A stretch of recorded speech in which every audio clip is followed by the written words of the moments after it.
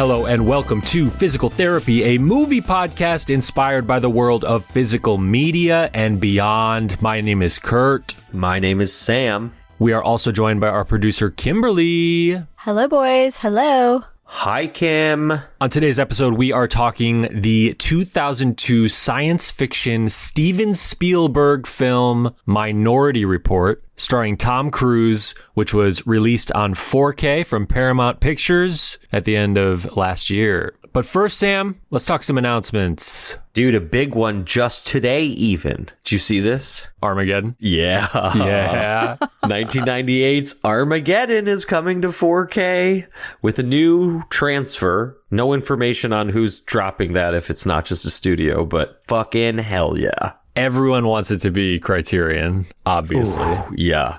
Can I tell you something? I watched an hour and 10 minutes of this movie on cable last night. Wow, you put it out in the universe. We have you to thank. It's a January miracle. This, of course, was on Criterion DVD along with The Rock way back when. Were those just DVDs or were they also Laserdiscs? They could have been Laserdiscs. I think The Rock definitely was, but don't quote me on that. Yeah, I think you're right about that. But I believe the Armageddon Criterion DVD is like the notorious Ben Affleck commentary. Oh my God. Where he's just sort of like talking shit the whole time. Yeah.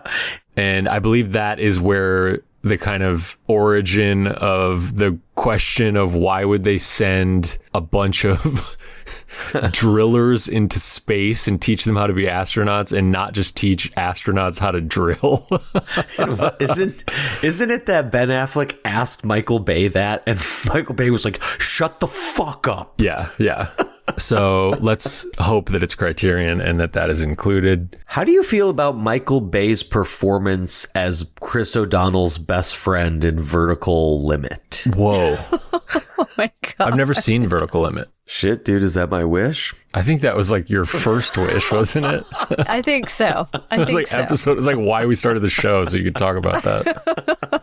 Sam loves Vertical Limit. We mentioned it briefly last week in our talk with Brian, but Fight Club is rumored to be coming from 20th Century Fox to 4K. Hell fucking yeah. What's not just a rumor is The Phantom got dated from Kino Lorber. Hell yeah.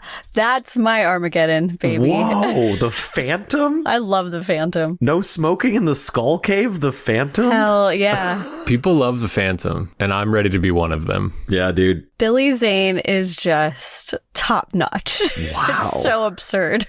I mean, it's so bad and so good. It was a family favorite. I love it. It's going to be a fun April from Kino. We got The Phantom. You got Throw Mama from the Train. Are they doing Bulletproof in April? Yo, what's up with Bulletproof? Yeah, great question. Bulletproof is Damon Wayans and Adam Sandler. And the tagline is Tough Cop, Hostile Witness. I've never seen this. It's rated R, and at the time of my obsession with Adam Sandler, I was only allowed to see PG-13 movies, so I was always like forbidden to watch this one. So the time has finally come. I'm proud of you, man. They're also doing The Nutty Professor with Eddie Murphy, Kino, at some point. Okay. You better believe I'm there for that. There's also rumors, Sam, of Con Air. Yeah. Which isn't the first time we've heard this rumor, but it's back. I mean, again, I'm here for it. You know what? I don't think I've ever seen Con Air. Wow, Kim. I know. It's hard to admit that, but I do know that hair. I mean, I remember that trailer. Maybe the best gif of all time. Yeah. Manhunter, Sam? Okay, but these are just rumors. These are all rumors. Fucking rumors left and right. I know. Wow. We're just gossiping. Yeah, I mean, there's a rumor that Deliverance and Alice Doesn't Live Here Anymore are going to hit Criterion this year. Yep. Manhunter might be a Criterion. Confirmation on some Criterions. We got Point Blank coming out. Yeah. Starring Lee Marvin. Do people know this movie, Marty? Is this like... I don't know. Point Blank 1967. I've seen it a few times. Based on the series of Parker novels, or the first Parker novel, written by, I think Richard Stark was the pen name for Donald Westlake. What are the Parker novels? The series of books written by this guy who follows, I believe Lee Marvin plays Parker. Yeah. You know, they remade this movie with Jason Statham and they called it Parker. Oh, interesting. Okay. It's like a pseudo Bond kind of world. Well, he's more of a criminal. He's like more of a hard-edged criminal. Because doesn't this one start with him getting out of jail and like Yes. going back for the people who double crossed him? Yes, correct. Yeah. I have a phenomenal 4-series hardback comic book adaptation of 4 of the Parker novels by Darwin Cook, who people will know from like Batman. He unfortunately passed away, but he did 4 of these adaptations where he took the novels and turned them into graphic novels, and they're phenomenal. So I'm really excited to check this movie out again. I haven't seen it since film school. Criterion's doing Monty Python's The Life of Brian. I've never seen this. Neither have I, honestly. Wait, what? You both haven't seen Life of Brian? No. No, I think the only Monty Python that I've seen is Holy Grail. Holy Grail. Yeah. That's it? Oh my gosh. Wow. That's insane. Should we get it and do it for the show? I mean, maybe. I mean, it's like iconic. Well, it better be in my stocking this year, Kim. Put it on the list.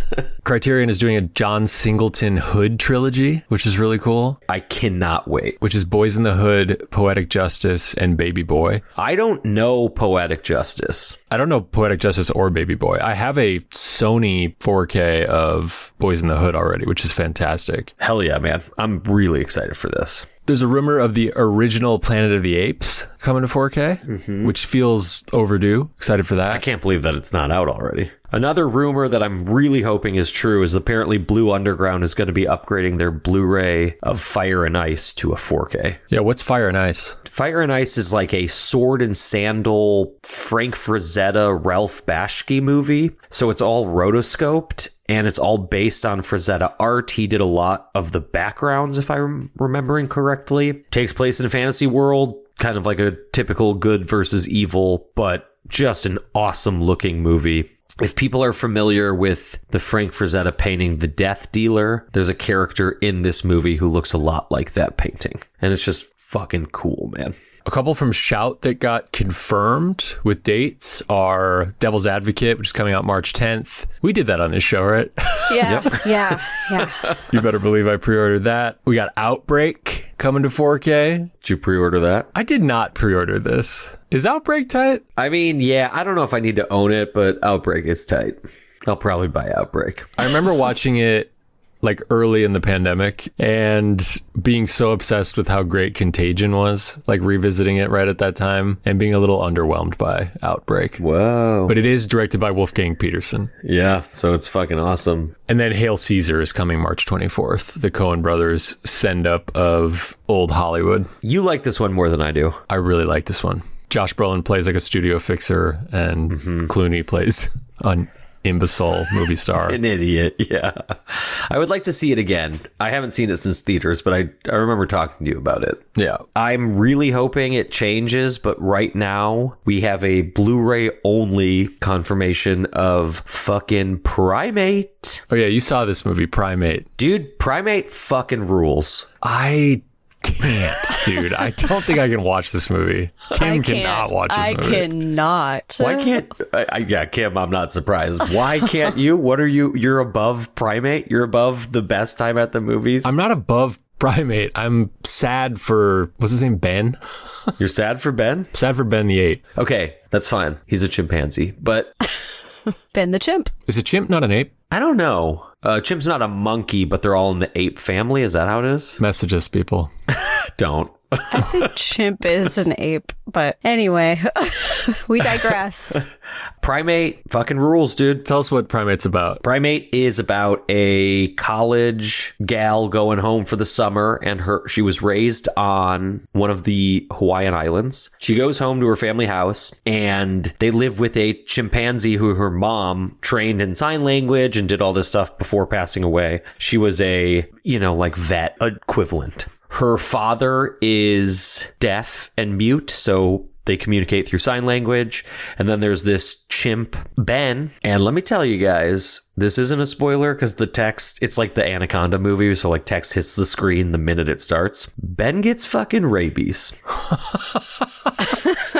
Oh my God. If this movie was called Ben Gets Rabies, I would have already seen it. This movie's awesome. There is little CGI used in this movie, and Ben is primarily played by a dude in a suit Whoa. and puppet work. Really? And I'm a little sad because I thought the twist of this movie was going to be that Ben was a human being in an ape suit that like this family had been keeping. Ooh, that's freaky though. Like the geek in Nightmare Alley? Yeah. Or a little sleepaway camp mixed in there. I still think it's the greatest movie maybe ever made. It's just like insane, dude. It's like very gory, an incredible John Carpenter inspired soundtrack that plays so well. I had a really good time watching Primate, and I will be buying Primate on physical media.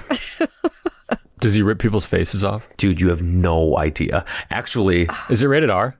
Yeah. Oh, shit. I think it was unrated when I saw it. Oh, my God. Spoiler alert for Primate, but the first dude to die gets literally his face ripped off.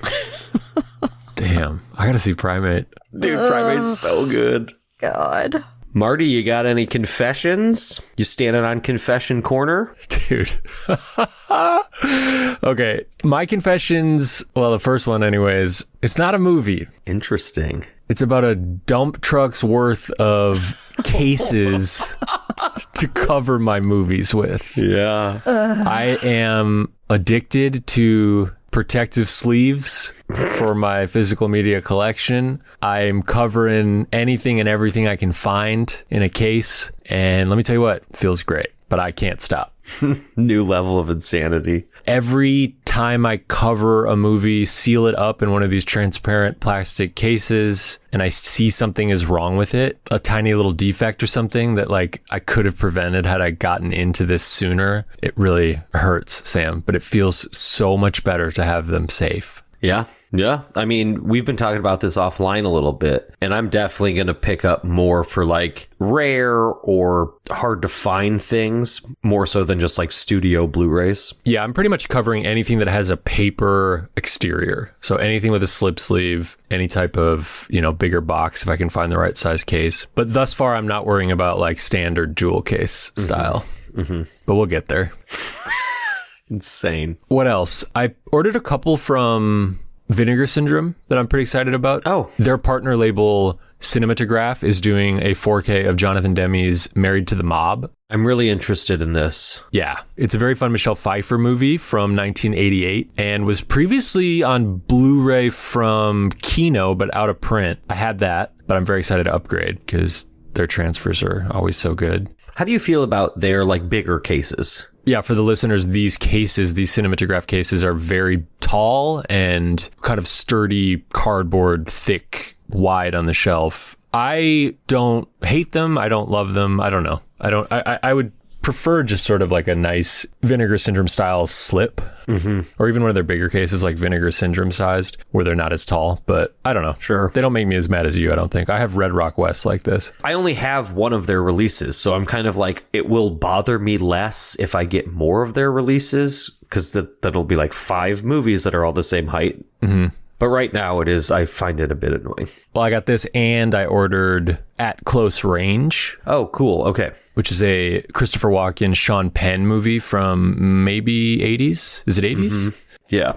Directed by James Foley, who did Glengarry Glen Ross. This is not one I've seen, but is sort of a crime family drama. I've also not seen it, and I have the MVD Blu-ray, like from their Rewind series. Okay. And I believe this is kind of, there's like gang affiliations or maybe some white supremacy affiliations. Mm-hmm. I think it's like a kind of a shitty dad in terms of like his beliefs in politics, raising a troubled kid. Yep. And in the movie, Sean Penn is playing brothers with his real life brother, Chris Penn. Oh, cool. They're the sons of Christopher Walken. Yeah.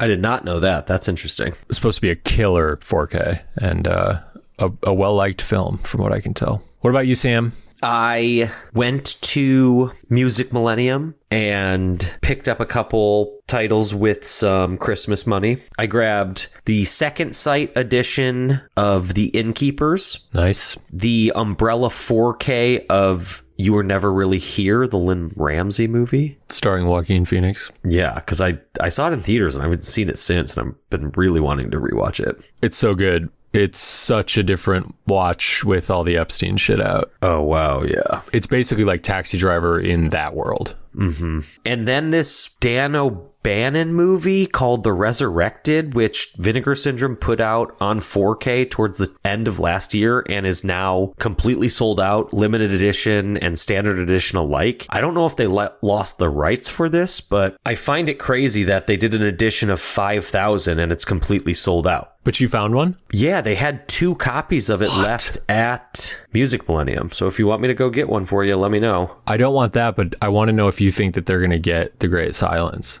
Oh, that's a good question. You should figure out what day that comes out and I'll check go over it out. there. Yeah. I did not see it on my trip there this time, but I don't think it's out yet. okay, that's good to know. I also grabbed One Battle After Another. How'd you get that? I ordered it from Groove. Oh, okay, cool. As of recording, that comes out tomorrow. I'm planning to go in the morning to Amoeba. On that same order, did you ever see Weird, the Al Yankovic story? No, with Daniel Radcliffe. Yeah, neither have I, but I've heard it's incredible, so I put that on there. There's a nice Shout Factory 4K of that. Oh, cool. 2002's Minority Report. This is a Steven Spielberg film based on a Philip K. Dick novella from 1956. Philip K. Dick is, of course, the science fiction novelist who is responsible for the stories of Blade Runner, Total Recall. There's been a ton of movies of his work. This movie stars Tom Cruise, Colin Farrell, Samantha Morton, and Max von Sydow, and was a very early staple on Blu-ray and DVD for that matter. Do you have a long history with this movie?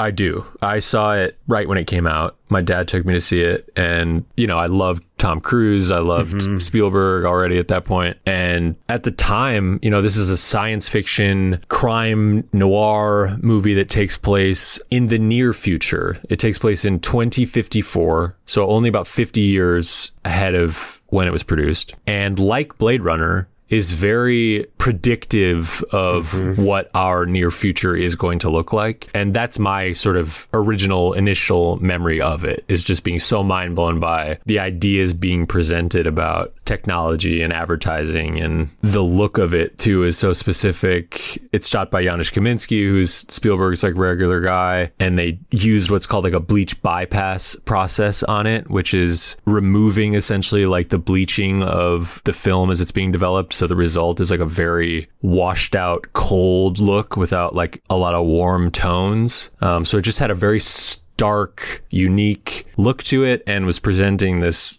future. And I just remember it so vividly. Seeing it just kind of blew my mind. What about you? Honestly, no. I don't think I saw this movie till you and I lived in the garage. What? Yeah. What? That's crazy. That is crazy. It's weird that I didn't see it when it came out. 2002, we're what? 14.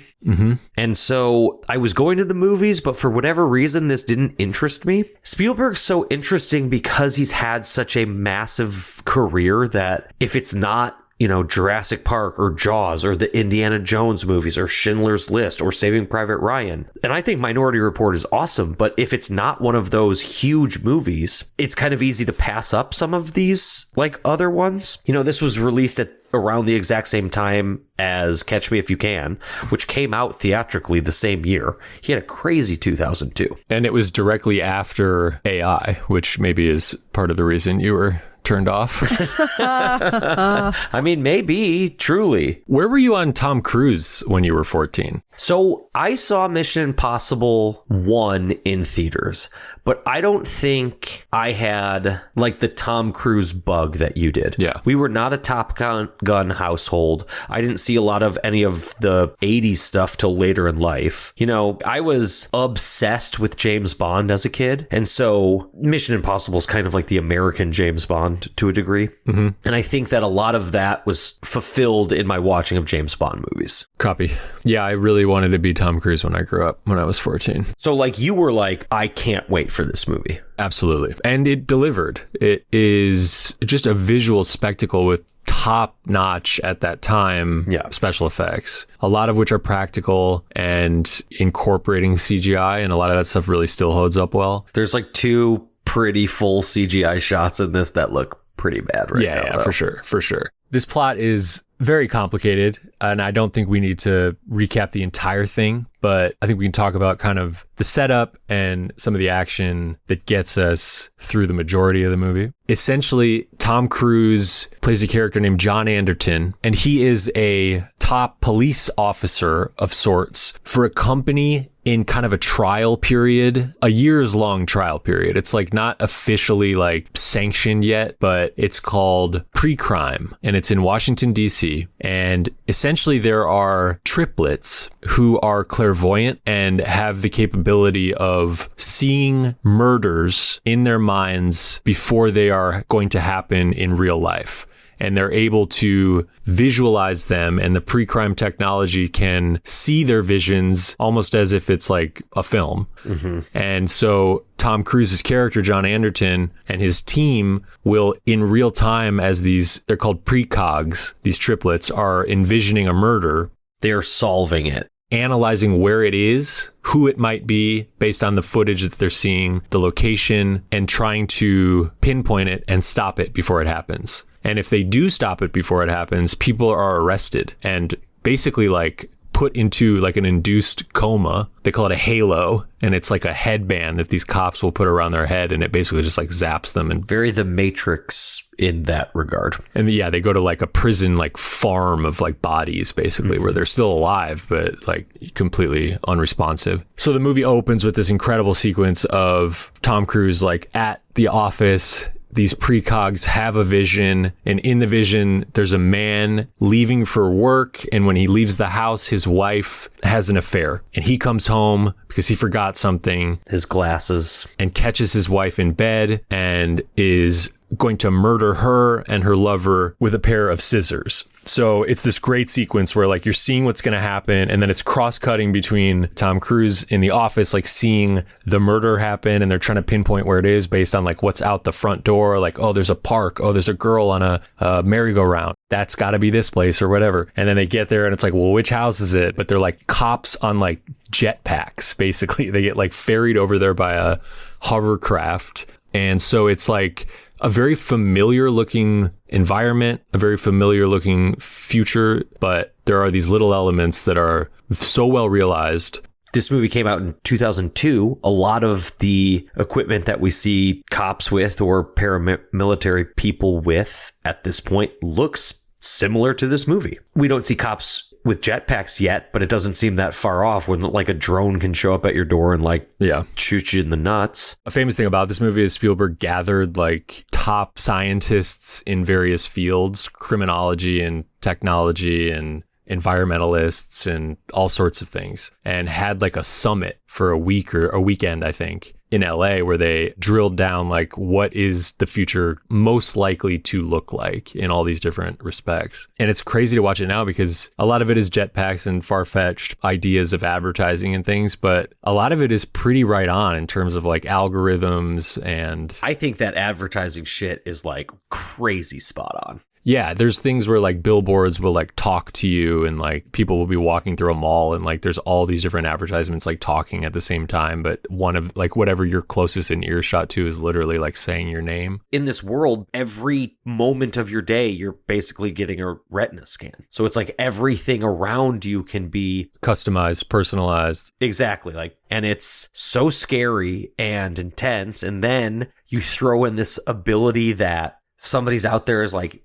I'm dreaming that you're going to kill this person, and now you can get arrested ultimately for what you're going to do. But the minute they arrest you, it becomes not what you've done, right? Right. It's basically the question of choice and free will and willpower and whatever. Theme-wise, it's a very interesting movie to watch right now. So the opening, they solve this crime, quote unquote crime, like this crime that's about to happen. They save this woman and her lover from her husband with a pair of scissors, and he is arrested and taken away. Meanwhile, the organization pre-crime is under a federal like investigative audit, basically to figure out if there's any holes before it becomes officially sanctioned. And the person in charge of that audit is played by Colin Farrell, who is sort of an antagonistic energy for Tom Cruise. Extremely so. Tom swears by this. I mean, they say basically at the beginning that like there has not been a murder in Washington, D.C. in 6 years. Ever since pre-crime started, it's been working. And this is kind of we're starting to see Tom's like cracks a little bit. This movie's interesting because it starts out as a very like traditional Tom Cruise role, but it gets darker than I remember it getting. Definitely. Tom Cruise is a drug addict with this new like futuristic drug. What's it called? Neuroin? It's It's like heroin, but yeah,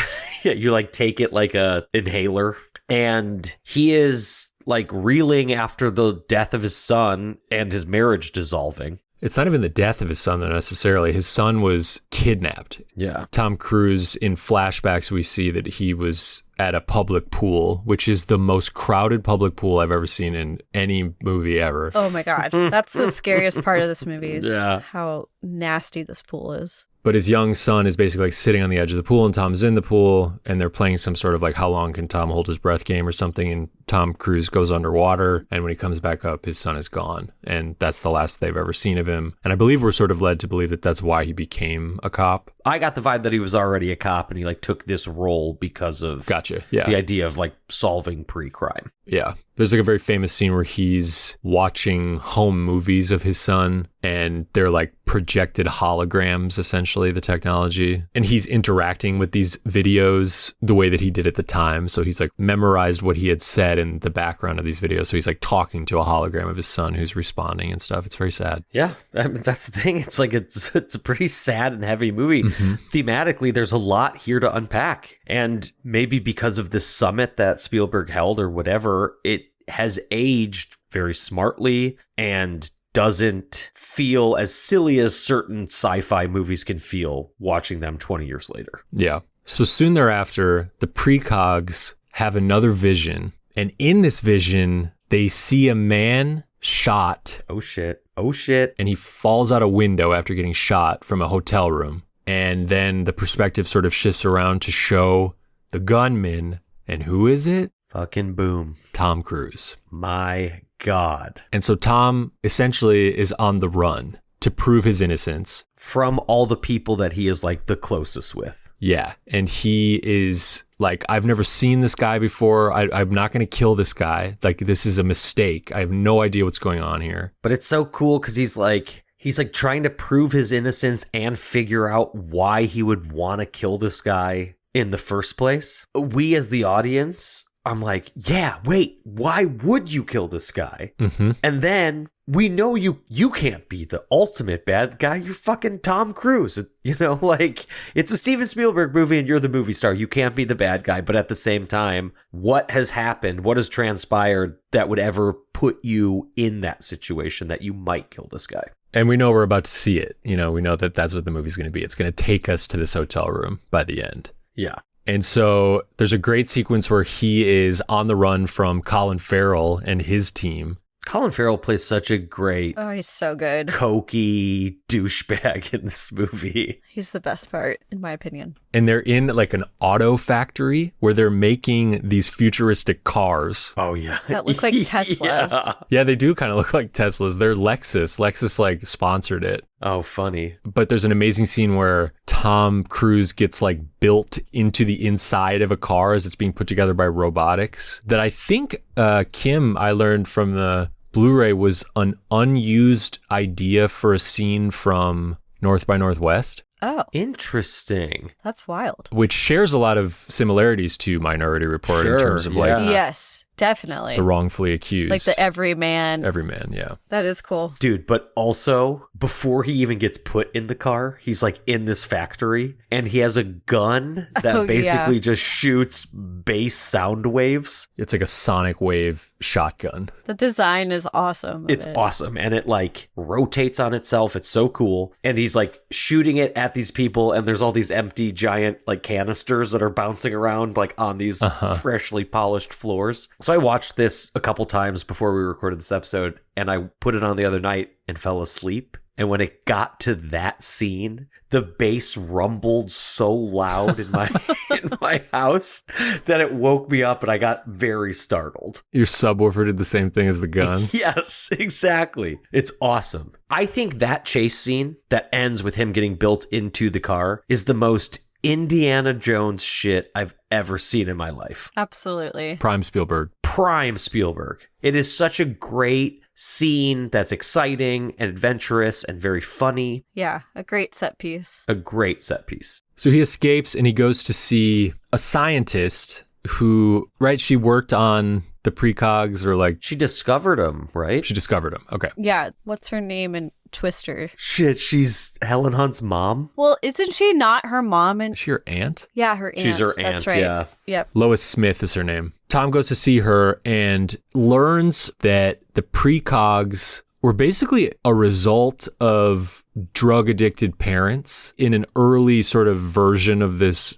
Neurowin or whatever drug Tom Cruise takes, and it had an effect on them in the womb essentially and gave them this power. But he also learns that sometimes the three of them have conflicting visions, and the pre-crime department essentially has known this but covered it up. And the visions are called minority reports. So now Tom is convinced that there is a minority report that will prove that he may be innocent after all. That him killing this guy in the hotel room is not the only possibility for the future.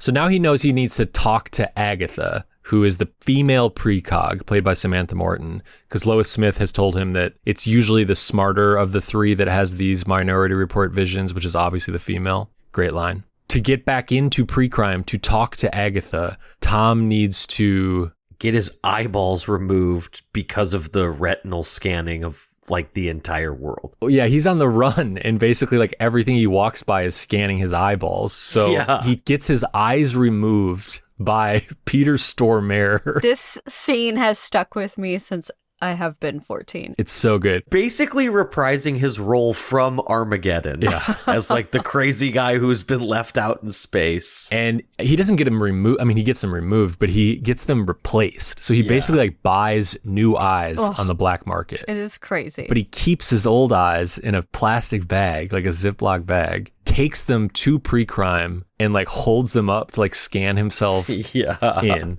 And here he ends up escaping with Agatha. Well, because he watches the minority report, or he searches for the minority report, and it doesn't exist. It doesn't exist. So it's real. Yeah. So he's on the run with Agatha, and they're able to track down the victim in the premonition. His name is Crow, to a hotel room. And this hotel room, as soon as they get in there, they realize that it is the one from the vision. This is the room where the murder is supposed to happen.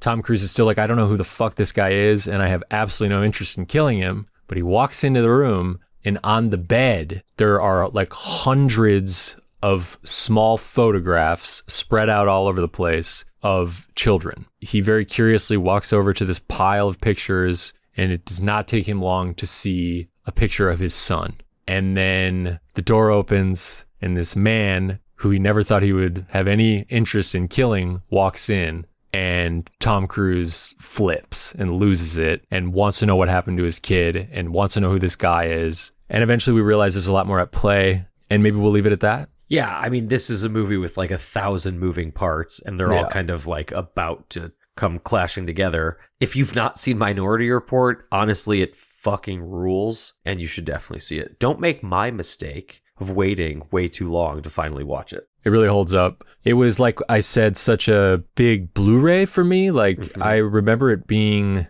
one of the early ones, I guess, right as that technology was becoming super popular, Minority Report was available. Would you say that's true? Did you have it on DVD and then upgraded it? Or do you think the first time you bought it was Blu-ray? I'm going to guess my family at least had the DVD. I'm sure my dad did. Sure. I don't think it was one I necessarily took to college, but I just remember the visuals of that Blu-ray being what? Mm-hmm. This is crazy looking. Just because it's so grainy, the special effects are so good, and just the contrast, like we said, of that sort of bleach bypass process that they shot it with or developed it with. It really makes it look totally unique, something you've never seen. And I know other movies have used that process as well. But the whole movie is such a crazy, blown out, really white and stark. And as you mentioned earlier, Kurt, just like so cold feeling. Spielberg famously like told Janusz Kaminski that he wanted it to be like the grimiest, grittiest movie he'd ever made before they shot it. I think they also looked at French Connection. Like that was like a big inspiration. It doesn't look like any other Spielberg movie. Mm-hmm. Kaminski, who shot this movie, has been working with Spielberg since what, Jurassic Park? Not Jurassic Park, but right Dean after Cundey. that. Yeah, Dean Cundey shot that. Yeah, it looks more like a Fincher movie. Without a doubt.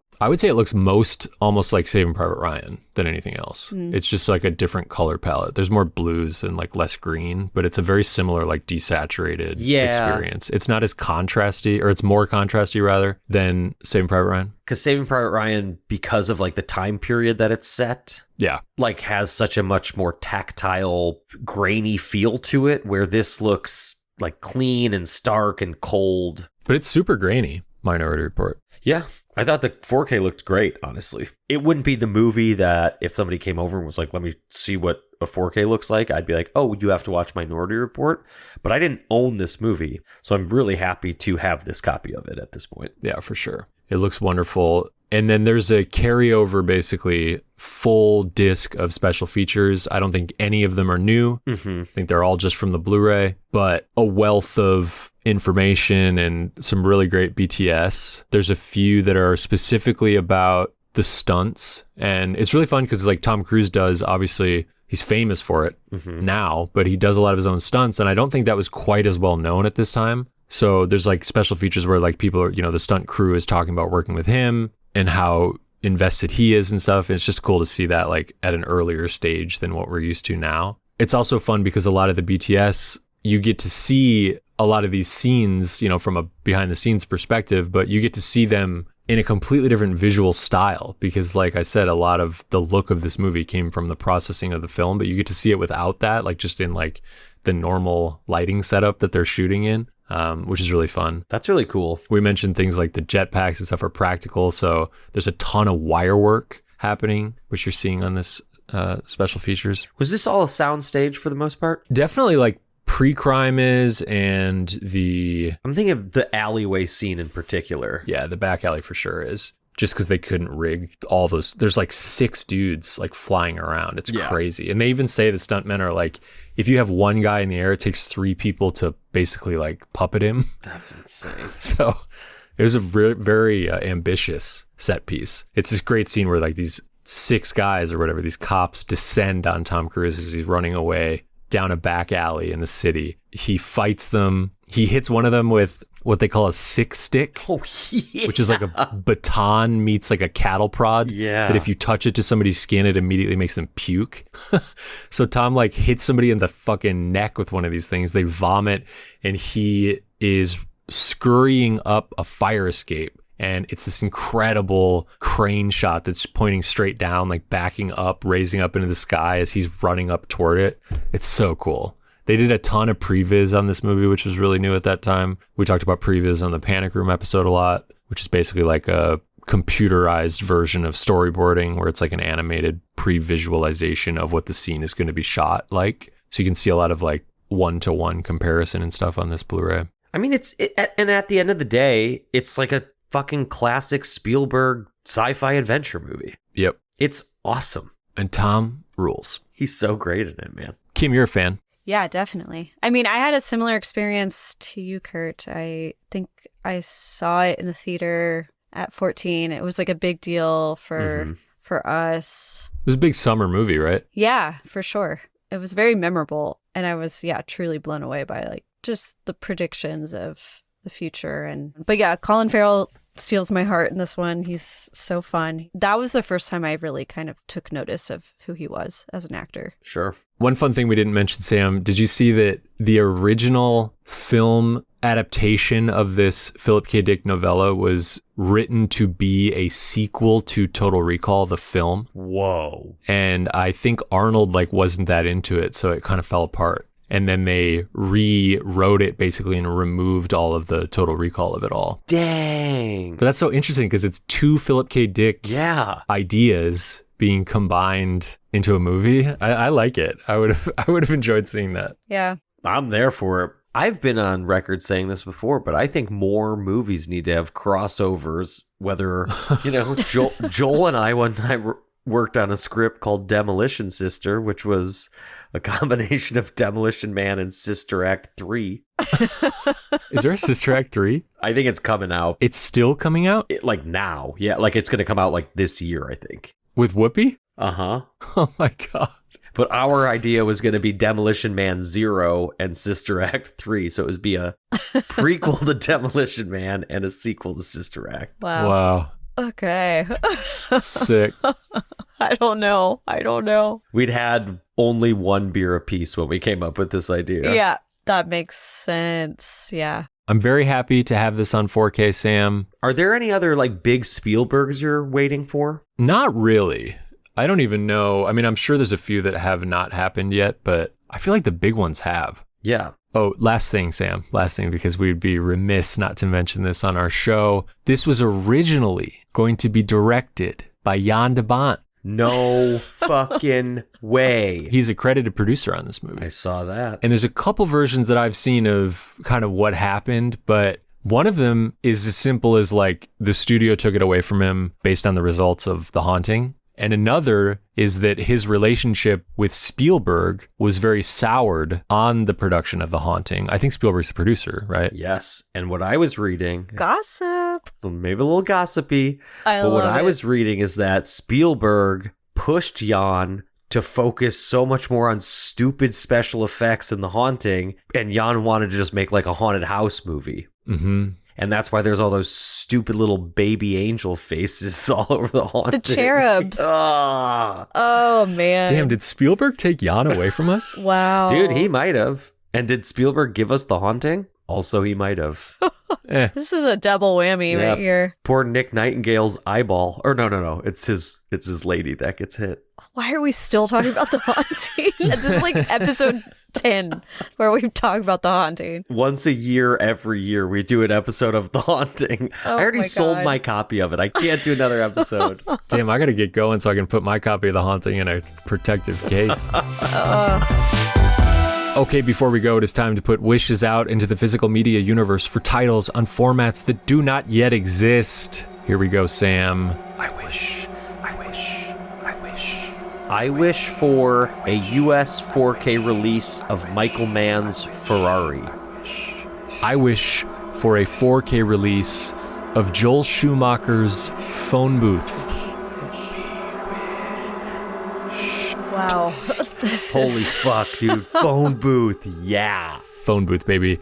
This came out the year after Minority Report. Phone Booth is a movie where Colin Farrell picks up a ringing payphone in the middle of a bustling city, and on the other end is a psychotic sniper threatening that if he hangs up the phone, he'll get shot. So he has to do everything he says. And I believe Forrest Whitaker plays like the cop negotiating with Colin Farrell as he's like surrounded by police at a certain point. And Katie Holmes is his girlfriend. Damn, I couldn't even told you Katie Holmes was in this movie. I remember seeing this in the theater and it blowing my mind. It's like a single location. It all takes place at this phone booth. I watched it at a sleepover in probably 7th grade, and I was like, holy shit.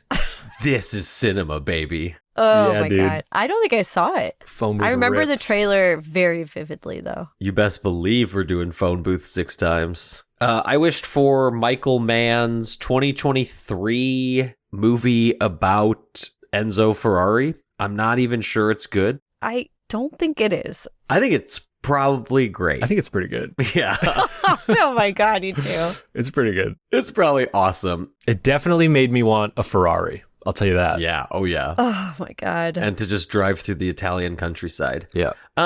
It's not a perfect movie, but it's also just one of those movies like this came out while 4K was coming out from a big studio. Like, how is this just not on 4K already? It makes no sense to me. You know, Heat 2 is apparently going to start production this year. I don't even know if I'm a Michael Mann apologist. I just think he's the fucking best. Justice for Black Hat. Did we do an episode on Black Hat? No.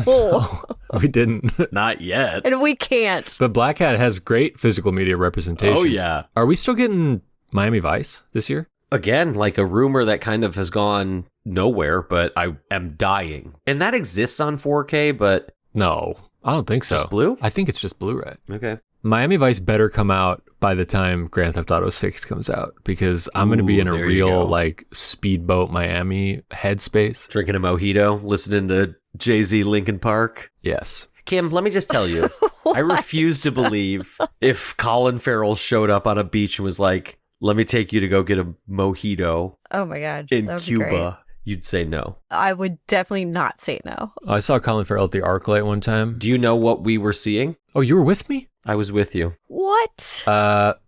No, I don't remember. John Wick 2, baby. Wow. He's a real tall guy. He is a tall guy. He was really nice too. He was being really nice to the staff. He was great. I've only heard great things about him. Okay, that is it for another episode of Physical Therapy, a movie podcast. Big thank you to Patrick Laban for our incredible music. Thank you to Kimberly for producing. Thank you, Sam. Thank you, Marty. Thank you, everybody, for listening. Again, if you would give us a like, a follow at PT Movie Pod on Instagram, and tell your friends, and maybe leave a review. It really helps us. And we'll be back next week.